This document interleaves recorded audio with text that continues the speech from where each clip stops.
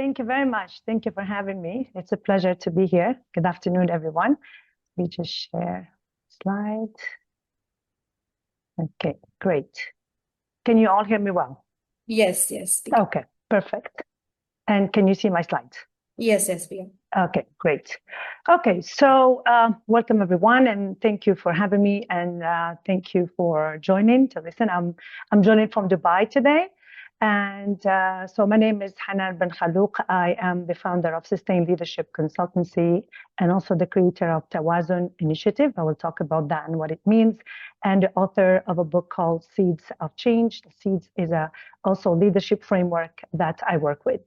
And I just want to say something before we start, that I'm not here to talk about women in business as a topic. Rather, I'm here because I believe that women in business are the topic and are the most important conversation in leadership and trade, especially in today's age of AI, artificial intelligence. What I share with you comes from 2 decades of working with women leaders across the region. When I say the region, I mean the Middle East, North Africa, Asia, and I've also been active in the US. And from the research that has emerged from this work, which I am publishing this year in a book called The HQ, Humanizing Business in the Age of AI. So some of the hats that I wear, or the hats that I wore working with women, as you can see in that picture, and I have a lot of pictures like that. So I founded the Link Mentoring Program, which was one pioneering initiative that is mentoring, creating a platform that matches younger professional women with more mature professional women, and that platform works on the matching process and on managing that 1-year relationship to make sure that we create a bridge where older women or more experienced women transfer that knowledge and also share their challenges, etc. So I also became the founding vice president of the first Soroptimist International chapter in the GCC. And Soroptimist International is a nonprofit organization focused on women and girls that was founded in the US in 1921 and now has hundreds of thousands of chapters everywhere. I also founded the Lean In Arabia. Lean In is a organization by the former COO of Meta and Facebook that became later Meta, Sheryl Sandberg. And that was a part of a global movement of 30,000 circles. And the objective of the circles is peer support. So what I'm trying to say is that I've been part of so many initiatives, listened to so many women talking, have been also conducting research to find out what are the challenges that whether women in business, women in MSME, or even women in the corporate world are still facing, what needs to happen to move the needle. So all of that work and the retreats that we have, the mentoring circles, the leadership programs, the conversation, all these, what it taught me is that women do lead differently, not better or worse, it's just differently. And those qualities that kept showing in the most effective women leaders that I worked with were not those that business school were teaching us. So that observation became my DBA research, and that research became a framework, and that framework is becoming another book that's going to be published very soon. But before we continue, I want to ask this question to the women who are available with us today. As women in business, what is one quality, the one quality, just one, that you lead with, that you believe no algorithm can replicate? I would love to see your answers in the chat.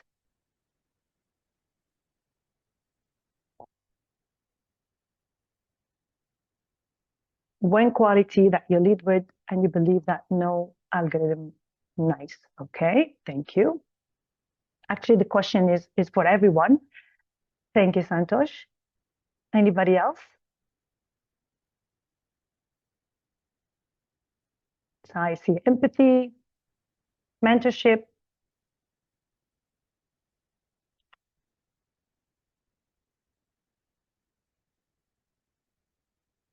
Okay. Let me share with you what I had observed.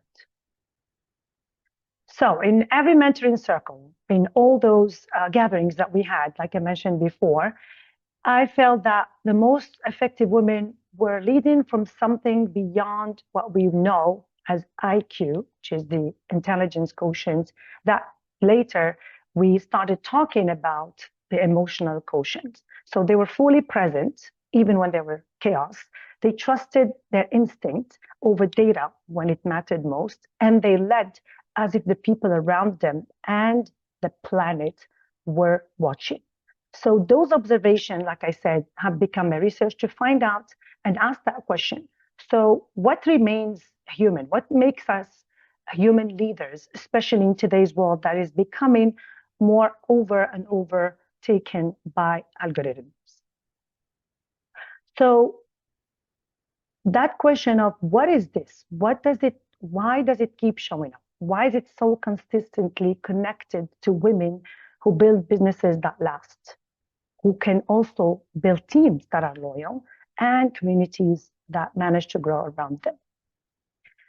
And what these women actually were doing after I focused on the research, without naming it, they were actually leading without knowing, without naming it, they were leading with what I called human quotient. And that's what HQ stands for. Because we started by measuring success with the level of IQ. And IQ gave us that analytical power. Then we started looking at emotional quotient, which gave us relational intelligence. But today, in the age of AI, that is simulating to some extent the intelligence or the IQ, and even started emulating EQ. So none of these are giving us the complete picture of the leadership that is needed for the future, because they both can be simulated. So what is it that AI cannot simulate? And some of those were, that's how I wanted to trigger that question by asking you, what is the quality? And I'm glad to see some of those qualities that we can call human. The capacity to lead with full humanity. So that brings us to our topic. That's what I believe what the algorithm cannot replicate. To be able to lead with full humanity, to be present when a screen could replace you, to trust your instinct. Because the thing is, we got so used to relying on data, to relying on spreadsheets, to relying on the intelligence that is based on thinking. And we forgot that we are not just made of one part that is right here that thinks, but we have a full body that can feel decisions. And sometimes we make decisions even if we don't have any data to validate them, but we just feel that that decision feels right. So we need to sense, and that's part of my SEED framework. The first letter is sense. We need to, that the capacity that the algorithm cannot replicate and that keeps us human, and that we need to keep cultivating as human qualities for future leadership, is being able to trust that intuition. But before trusting, we need to be able to cultivate that and to act with courage when the comfortable choice is right there. Because sometimes the data or the analytical terms can give us or make us see that there is one decision that is too risky if we take it, or we don't have. Sometimes we don't even have the full picture, but we have to take the decision.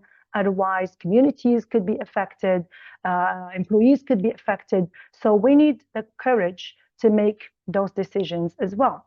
It's also to draw on wisdom rather than just information. So it's really, I feel that we are becoming so smart and we're forgetting to bring wisdom back. So I feel that we need to bring wisdom back, because we need to start thinking, how can we compare, how can we keep a balance between smart and wise? And wisdom is, I think, what keeps us also human, because machines are smart, but humans are wise, and we need to keep that going. So HQ as a framework did not come from a theory, but from sitting in rooms and boardrooms, from listening to women, from working to women, all the way from rural areas as micro entrepreneurs, all the way to the Silicon Valleys of the world. And it all matters, because at the end of the day, we don't listen to the knowledge, but we listen to the leadership qualities that do not need a seat at the Ivy League business schools to be able to observe that. So what are the 5 pillars? So for me, the future leadership equation will be IQ plus EQ plus human quotient, which is that capacity, like I said, to sum it up, to lead with full humanity, to be present, and to act with courage. So what are the 5 pillars of HQ that I research about and that is being compiled now in a book that were observed actually in women who lead effectively and who have built businesses that last? Presence, which is being fully here, not just being efficient, being mindful. I heard previous speaker talking about consciousness, and I was nodding because that exactly aligns. The consciousness, the mindfulness, being able to be present, intuition, trusting what data alone cannot tell us. Courage, choosing right over easy. How do we make sure that we have that courage to choose the right decision? So, and examples, for each of those pillars, I'm giving examples of what I have observed working with women. So for presence, in every circle, the women who changed the room were the ones who actually arrived in the room, meaning they were there, being fully present. The real clients sensed shifts, knew before the numbers confirmed it. That's for intuition. For courage, the women said no to misaligned deals. They named what others avoided. And for wisdom, it's choosing depth over speed.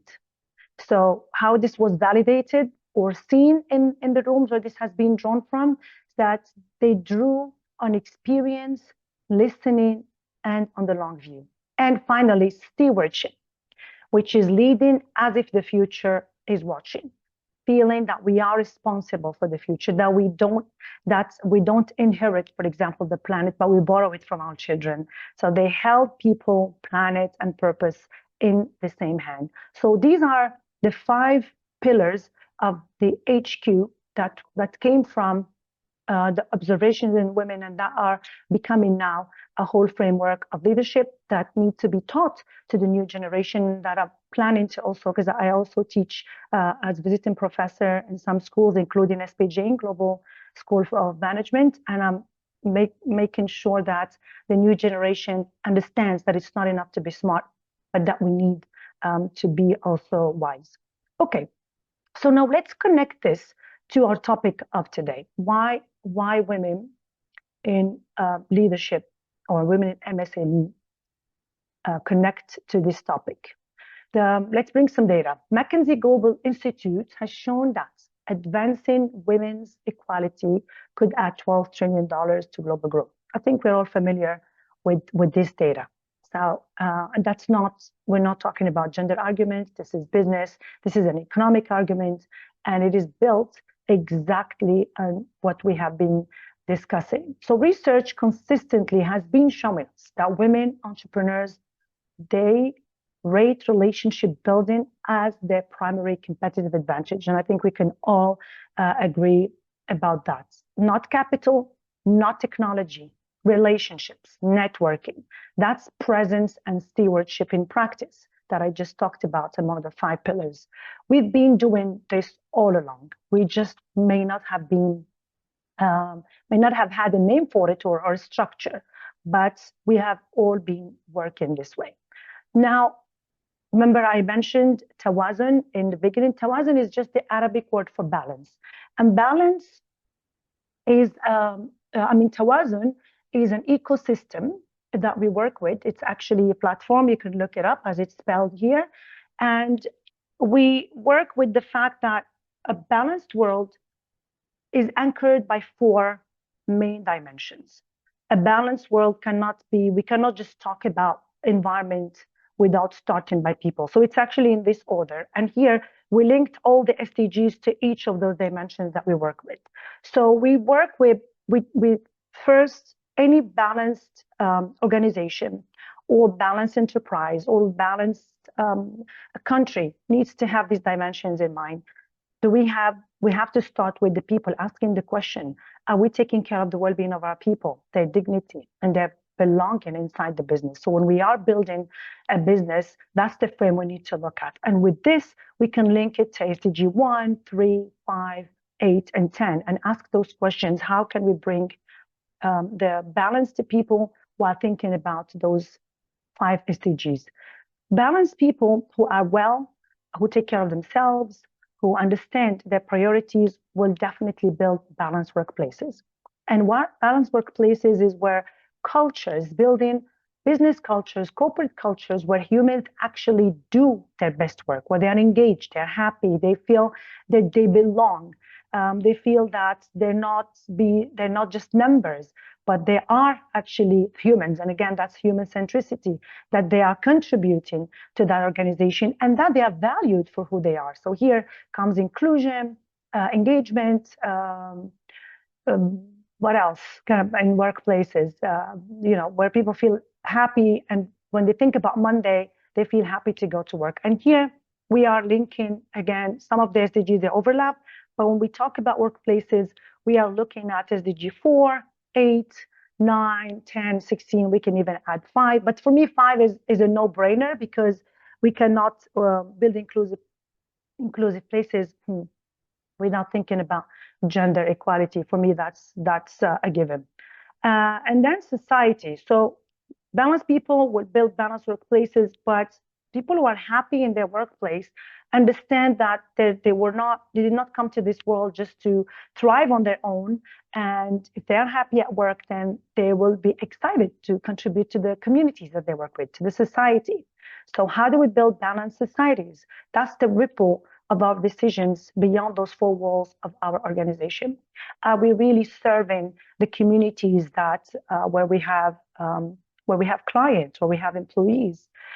So here it's SDG 5, SDG 11, 16, and 17. And here we're talking about our communities. What are we giving back? Are we volunteering? Are we engaged beyond our organization? And I'm not talking here about CSR because that's something that actually wholeheartedly kind of want to fight, because when we say social responsibility, we shouldn't talk about that anymore. It should be part of how we do business. It should be shared value. It should not be an afterthought that let's build a business to thrive and then see how we can serve our communities. No, the way we work with our framework is that your business model needs to be built around the fact that you are serving the community while making money. And it should not be something like it, that giving back. I don't believe in giving back because that makes us feel that it's an afterthought and I have to take care of myself first. Then I see whatever is left, I care for the community. So we are working on changing that mindset of building businesses that are centered around these 4. And the last one is planet, where we talk about sustainability as leadership. Or environmental sustainability, because sustainability is broad, but environmental sustainability as, I call it from C to C, from compliance to culture. So it has to become part of, again, how we do business rather than we need to do it to comply or to generate a sustainability report or to abide by the laws, etc. So, sorry, I don't know what I've done right. Did I leave? Okay. Go back. So that was about Tawazon, and that brings me to how we need to think about, when we think about AI, for example, how we need to think about, I don't know why I keep losing the share for some reason, excuse me, because I was trying to have a full window, but I don't know, I'm not succeeding. So today, when we look at the future, I think the first worry that we all have is that this is becoming an AI-driven world, and we don't know where to draw the line and what's going to happen to small businesses if they can't cope. But actually, I feel that if we look at the future, AI is not really the threat to human leadership, but it can be the amplifier. Actually, it is the amplifier. And if we look at women-led MSMEs, I don't feel that they are catching up to this future because they are already living it. Why I say that? Because when AI can handle the transactions, I'm saying you because I'm addressing the women in business, bring the relational. When AI can process the data, women trust their instinct to amplify that decision because data might not be enough to help us take the right decision. When AI can scale the output, we hold the responsibility because not all output decisions are the right decisions to take. This is where the ethical discernment and the ethical judgment comes. And I feel that women in business have had those capacities built in them. And that's why I feel that it's not a threat, AI. And if we learn how to draw that balance between letting the artificial intelligence handle the transactions, handle all the automated decisions so that we can bring in that intuition, we can bring in that ethical judgment, we can bring in that responsibility to have those decisions balanced. So now I want to close with this question. What is the one thing you feel that you will do differently? And I address this to men and women in the room, or men and women in business who will listen to the recording. What is the one thing you will do differently in your business because of what you heard today about the future of leadership and about the meaning of human-centered leadership? If anybody wants to type in the chat, it'll be great.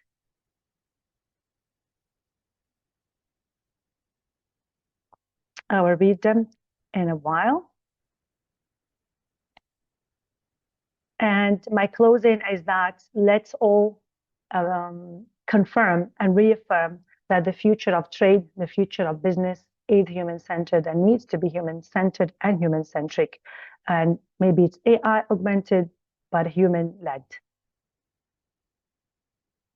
And thank you very much for listening. If you have any questions, please, I'm happy to answer them. Thank you so much.